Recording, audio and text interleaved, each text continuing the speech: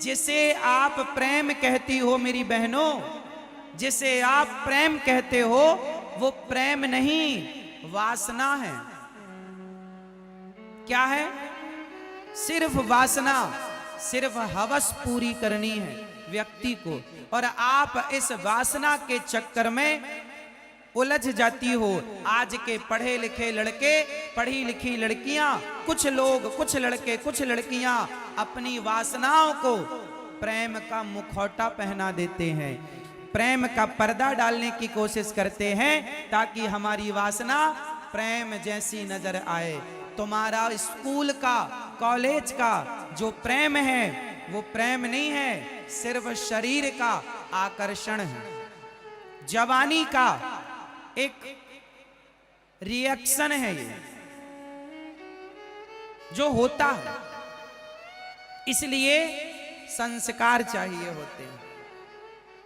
इसलिए आप अपनी पढ़ाई के समय पढ़ाई करो और विवाह करने के बाद अपने शरीर को किसी, जब शादी होती है ना तो स्त्री के शरीर को उसका पति टच करता है, स्पर्श करता है।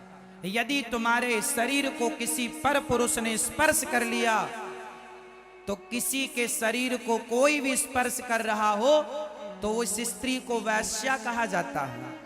यदि तुम्हारे शरीर को कोई भी टच कर ले, कोई भी आके तुम्हारे शरीर को टच करके चला जाए तो ये लक्षण पतिव्रता नारी के नहीं हो सकते, ये तो कोई वैश्या के काम है।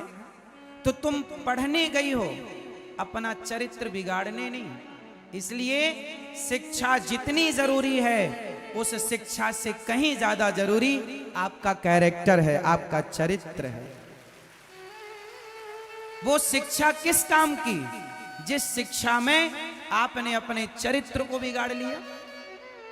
इसलिए आपका चरित्र आपकी सबसे बड़ी संपत्ति है। घास की झोपड़ी में गुजारा हो सकता है, लेकिन चरित्रहीन स्त्री यदि सोने के महलों में रहती हो और चरित्रवान स्त्री घास की झोपड़ी में रहती हो तो बताओ आप लोगों के हिसाब से बड़ी कौन हुई? घास में रहने वाली स्त्री यदि पतिव्रता है तो वो भले घास की झोपड़ी में रहती है लेकिन वो सबसे बड़ी है। और वैश्या महलों में भी रहती हो तो वैश्या ही तो है। इसलिए कीमत सोना और चांदी की नहीं है मेरी मां। सोने की दीवार तुम्हारी घर में क्यों ना हो, लेकिन तुम्हारा चरित्र अच्छा नहीं है तो क्या करेगा जमाना तुम्हारे सोने और चांदी का। इसलिए कीमती है तो सोना नहीं, चांदी नहीं, तुम्हारा जोर से, क्या जोर से नहीं बोलना आ रहा है, क्या कीमती है?